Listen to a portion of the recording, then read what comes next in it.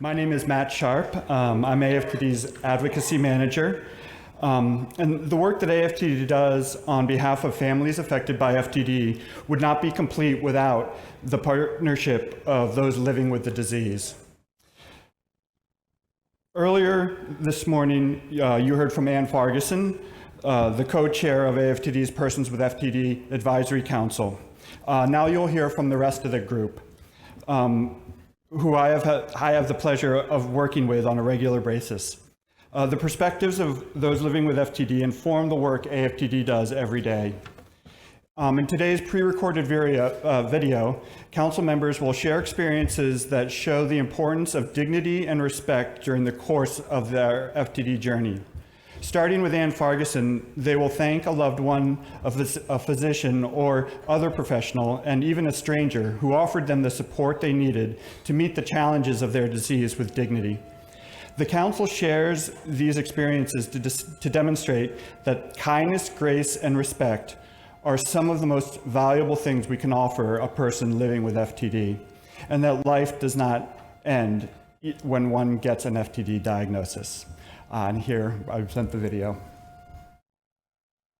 I want to thank my counselor, Cynthia.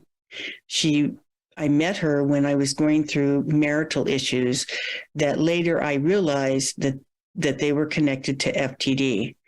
My emotions were all over the place, and I was anxious and angry. In other words, bad behavior.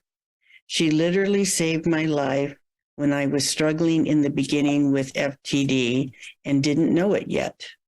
She helped me get to a psychologist for a mini mental test, which I failed. She referred me to a decent psychiatrist to help me get on some medication. After I was diagnosed with genetic FTD, she was instrumental in helping me through the grieving process from everything that I had lost. She went out of her way to learn everything about this disease.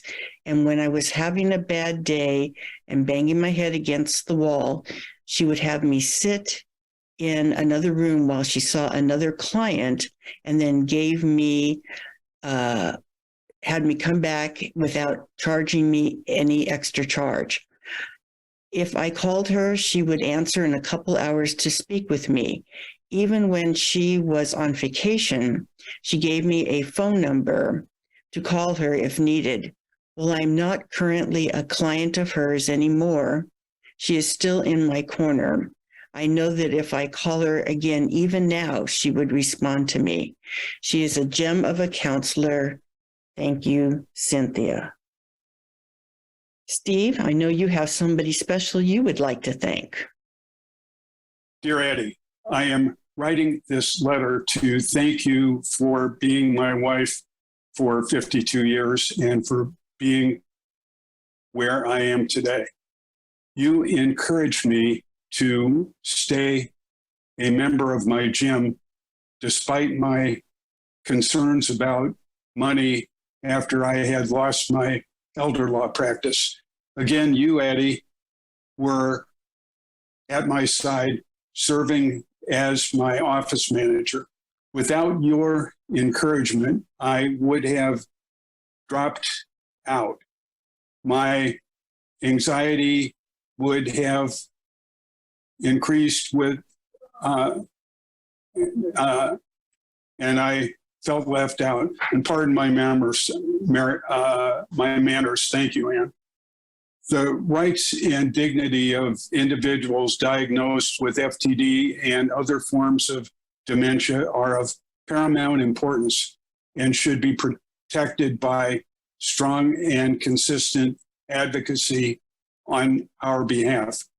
I was fortunate enough to be spotlighted in the October 2022 article, which since then has appeared in print and on social media, which is referenced in the October 2022 Athlete of the Month article. I am proud of the charity miles and are attracting funding for the AFTD organization. There wasn't much optimism from doctors after my initial diagnosis in 2011. I was told I likely wouldn't recognize my loved ones within 6 months. Thankfully, this did not happen. Again, you, Addie, my wife, were at my side during this very dark and depressing time in my life.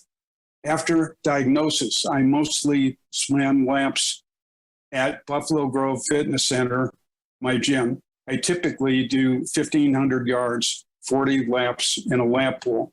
I earned an award from my gym for what was called the Swim Challenge. I swim nearly every day. I have persevered in maintaining exercise as the cornerstone for my overall health and fitness. Jen, whom do you have to thank? Thank you, Steve, for that introduction. Dear Dr. Baer, most of us would hope that the significance in our lives is valued on how much we help others. Some might wonder why I chose my neurologist to specifically thank as someone who has changed my life. But once you hear the story of Dr. Walter Baer at UAB Medical Center in Birmingham, Alabama, you will understand. With FTD, we are often considered the throwaways in our journey. But with Dr. B, he saved my life. You will be the litmus test for many generations to come, for doctors to remember they are treating people, not patients. We all have a story from our diagnosis day to where we are now. Most of us feel like fish out of water. We flounder from doctor to doctor and end up feeling like a medical experiment. After learning about palliative care in an AFTD webinar, I knew this was the kind of care I needed for what we were facing. Luckily, I found a doctor who changed the game for me. Dr. B, you really are a superstar like no other. From our first visit, you made me feel at ease because you had studied my information so extensively. I felt like I had known you for my entire life. I have never had a doctor spend as much time with me in the room as you do, not only because you know how far we have to drive, but also because you give us 100% of your full attention, because you talk with Chris, my husband, about all the intricacies he has noticed as well. Our visits with you last an hour because you give up your lunch break to spend time just with me. If ever there's a time I'm sick outside of normal visitation schedule, you call Chris to see what's going on and often check on me more than once, even when we just make small medication changes. Dr. Baer, you're setting the bar so high for the type of health care people need in America, but especially for someone who has a complex medical and neurological issue like FTD. Doctors like you are hidden gems. You genuinely treat me as if I still have worth and value. On behalf of myself and my entire family, Dr. Baer, thank you. You've given me a better quality of life. It is my challenge to all who are in the medical profession to rise to this standard of care. Now, I'm going to hand off to my fellow council member, Kevin. Thank you, Jen. Have you ever lost yourself in public? Let me share with you my experience. Last year, I was visiting the mall and parked my car to go in and get some golf balls at a sporting goods store.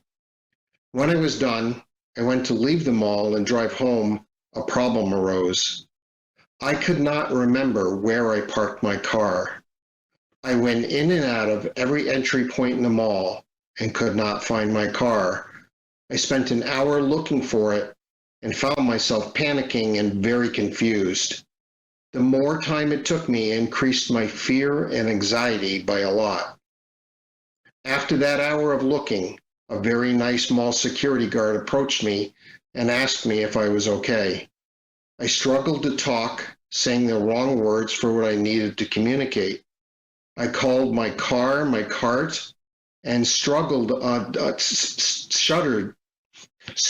the word parking for parking lot. It was at the height of my frustration that I asked the guard if I could wait just a minute so that I could gather myself. During that minute, to keep my anxiety at bay, I slowed my breathing, counted to 3, and then tapped my fingers lightly on my pants in a rhythmic motion. These 3 things then let me tell the guard that I had FTD and briefly describe what FTD was. I felt less anxious and was now able to talk to the guard. I have to say that this stranger remained very patient, and I thanked him for his patience. I want to thank the moral security guard who helped me track where I visited and calmly walked with me in the parking lot at each entrance to find my car.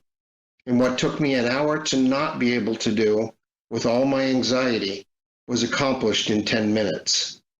When we got to my car, he asked if I was okay, and I assured him that with his help I was. He put his hand on my shoulder and told me that in spite of what I have for a disease and the struggles he saw me go through, that he saw me for who I am, a person, and told me that he was pleased to help me. I would like to say thank you to my speech therapist, Kelsey, for the help and guidance she has provided me.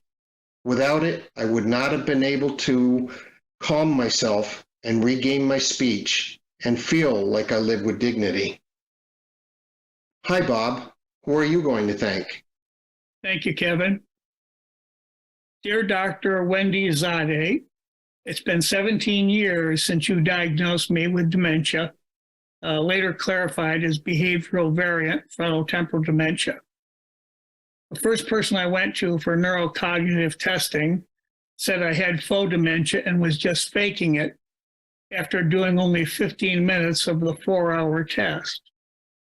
You immediately discounted her findings and got me to a provider who knew how to administer the test correctly, which confirmed I have classical behavior variant frontotemporal dementia. I want to thank you for your accurate diagnosis and friendship over these years. But more importantly, I want to thank you from the bottom of my heart for your suggestion that we would need a good emotional and spiritual support network as Kathy and I went through this journey of pain and loss and eventual death. Thank you so much for inviting me to your church, Christ Community Church. It's been an extraordinary spiritual journey which has helped keep me centered on the here and now. I especially appreciate your setting some members of the congregation straight about this disease when they argued I couldn't have any type of dementia because it does not appear to have any of the symptoms that their families had during long declines with Alzheimer's disease. Because of that opportunity, I've had a chance to educate many members of the community about FTD and other dementias, and to direct a few to get proper evaluation and care symptoms when things were affecting them or their family members.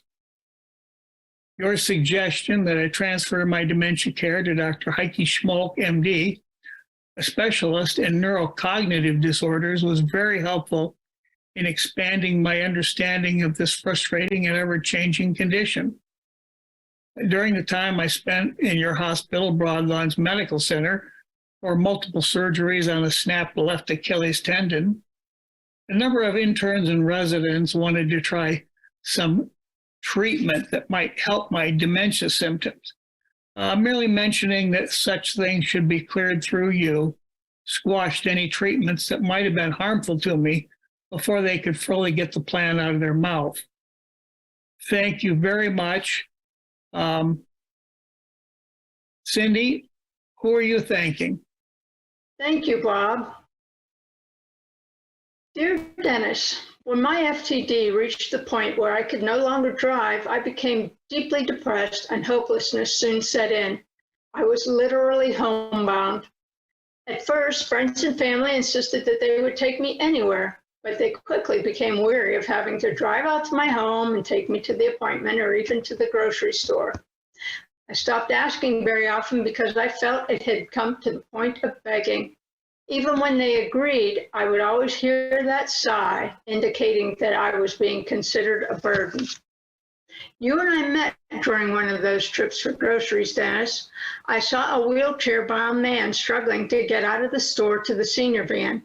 Handing off my card to my sister, I gave him a hand with his bags. After he was safely on board, I said to you, I cannot wait until I am 65 and can use the vans. You nodded toward my cane and asked if I had a disability. Then you helped me, more than you can know, by telling me I didn't have to wait. Then you gave me a smile, along with the brochure. Not only did I not have to wait, but Pennsylvania uses their lottery income to benefit senior citizens and the transport service.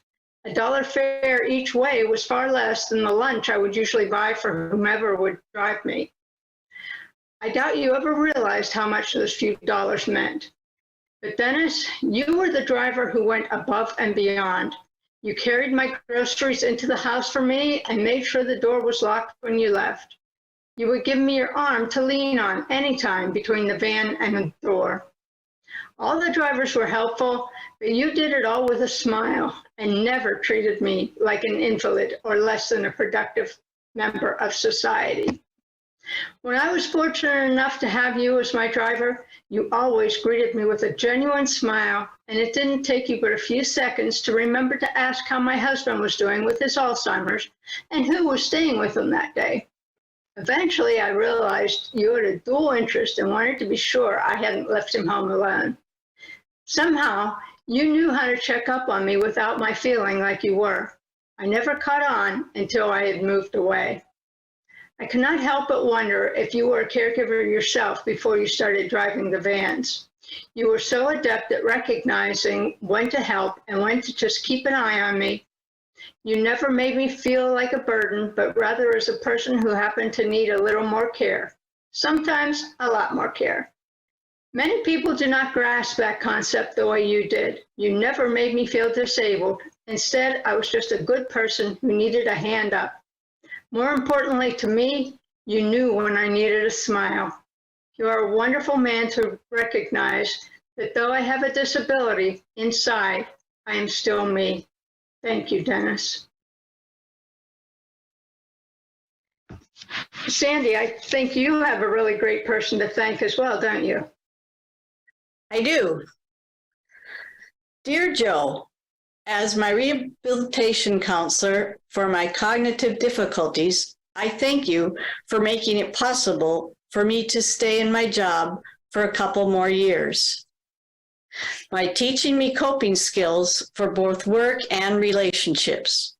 At my engineering job, I was drowning with projects not completed, missed deadlines, financial errors, and repeatedly asking others how to do what I used to know how to do. Then that work disciplinary action letter came. Ouch. I was confused and scared since I always strive to excel in my work. And now this. Deep down, I knew my skills were declining and my behavior was becoming more unpredictable and all too fast. As I explained to you on the phone about the disciplinary action letter, you said, "Can you get safely to my office right now?" Safely, I can still drive. I think you were worried about my state of mind too. When I arrived, I could see your concerned eyes, yet I wanted answers. You suggested a clinic to see another neurologist who finally determined my FTD diagnosis. Note, this was my 4th neurologist, whom I am very thankful for. You explained in more detail the difference of a diagnosis of possible versus probable for brain diseases, and that I can't know absolutely without an autopsy. You provided a needed life ring for me as you helped my husband and I through the difficult and challenging times of filling out disability forms. With my husband now being at all my appointments, you helped him comprehend my ever-changing abilities. You provided a life-saving impact on my marriage, explaining to my husband, no matter how much sleep, exercise, being with others, and eating healthy foods, that I would not get back to my prior level. You stated to still do all those things, which will help both of us to be our very best each day, and that our expectations of each other needed to change. You reminded us that we're both on the same team called marriage. I want to thank you again for your work in helping us navigate FTD. Our final presenter will be Teresa. Thank you, Sandy. Dear John, it is with a heart full of gratitude and love that I thank you for being such an understanding and compassionate human. While I was rehabbing from a craniotomy for a brain aneurysm, you would telephone often, always telling me not to despair, as I was going to dance again. Right, I thought. Doesn't he understand that I was relearning to walk, feed, and dress myself? Not to mention my inability to speak clearly. Yet, you kept the call short, understanding that anything more than 10 minutes, my words would become locked in my brain, making it impossible for me to speak clearly. Taking your time, slowing your words, we spoke about a shared passion of ballroom dance. Each time my physical therapist would say that I will never dance again and that I would always need a walking device, I would tearfully tell you what I was being told. And John, you'd simply say that it was up to me. It was shortly after I received my PPA diagnosis that you convinced me to come to the dance studio just to visit, you said. I remember using a cane as I was walking into the studio and feeling something I was not sure of, but it sure felt good. My wife handed me a shoe bag containing practice shoes, saying, "Time to get ready." Get ready, I thought. I'm using a cane and have no balance, but it was up to me. John, when you held out your hand and said, "Leave the cane, let's dance." As my shoes touched that wood floor, I remember experiencing such excitement, and it was the excitement of feeling hope. I got into frame, taking a deep breath as I performed a 3 of a natural, the initial standard waltz step. Then as we moved along the dance floor, you would stop and ask me, "What do you do?" Even though I could not remember the name of the dance figure, I looked directly in your eyes and replied, "I moved my feet." With a smile and a hug, you told me, so long as I can move my feet, I can dance. It was your loving wife who gave me my first of many journal articles on muscle memory. She would encourage me to learn as much as I could. Never mind the figure name, she would say. Just close your eyes and move. You know, John, I remember those long hours you spent preparing me for what would be my last dance competition. On that December day, walking without a cane, balance in check, we danced all 10 gold level dances as my physical therapist sat in the audience to witness what hope, compassion, determination, and empowerment could do. While it's been 10 years since we have danced, I want you to know the memory of how you treated me with such kindness, compassion, and respect still remains, and I hope it will never fade. Thank you again, John, for being an extraordinary human. This concludes the 2023 AFTD Persons with FTD Advisory Council plenary session. On behalf of the Advisory Council, we thank you for hearing our voices.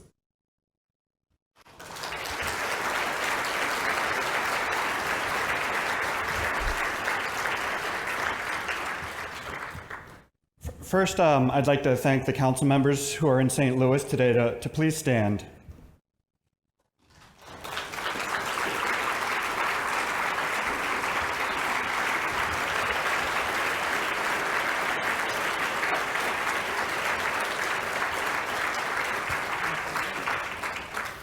Unfortunately, two council members, Steve Perlis and co-chair Teresa Webb, could not join us in St. Louis. Teresa is a founding member of the Persons with FTD Advisory Council. She was diagnosed with PPA in the course of being evaluated and treated for an aneurysm, as she described in the video. As is often the case, Teresa's path to a diagnosis was complicated and challenging. Teresa has used what she had learned along that path to become a strong advocate for people living with FTD and other types of dementia. This June, she will be stepping down from the council after stepping down as co-chair after serving for 3 years. Teresa, thank you so much for your service and all your help herding this group of cats.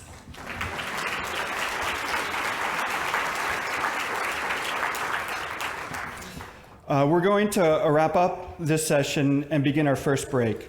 But first, some housekeeping notes. Morning breakout sessions will begin at 11:45, even though we are running a little over Central Time. You may attend a different breakout session. There are 3 to choose from, virtually, and 4 for those attending in person. If you are attending the session, What Comes Next? Supporting kids and teens after an FTD diagnosis, simply make your way back here to Landmark Ballroom. Everyone else here in person can find the other breakout sessions in the rooms called Landmark 5, 6, and 7, located right next to the ballroom. Use the map on page 8 of your booklets if you need help finding the way. One of our in-person breakout sessions, Understanding and Approaching BV-FTD Symptoms, is expected to be extremely full. Note that if you are unable to attend that session due to space reasons, the afternoon session, FTD Strategies in Everyday Life, will also contain information about behaviors in FTD, so please consider that as an alternative. The morning breakout sessions will lead directly into lunch. You can pick up your lunches in the Washington room and eat wherever you feel comfortable. We would like to invite those with familial FTD to grab their lunch and convene in Landmark 5 for the opportunity to meet other individuals who have been similarly impacted. During lunch, exhibitors will be present in the hallways just outside the ballroom. During breaks, our virtual attendees are invited to visit the virtual booths being run by our sponsors and AFTD. Grab a snack or simply get up and stretch. To attend a breakout, click on the agenda and the virtual session of your choice. We will reconvene here in Landmark Ballroom at 1:30 Central Time for our afternoon sessions. Thank you.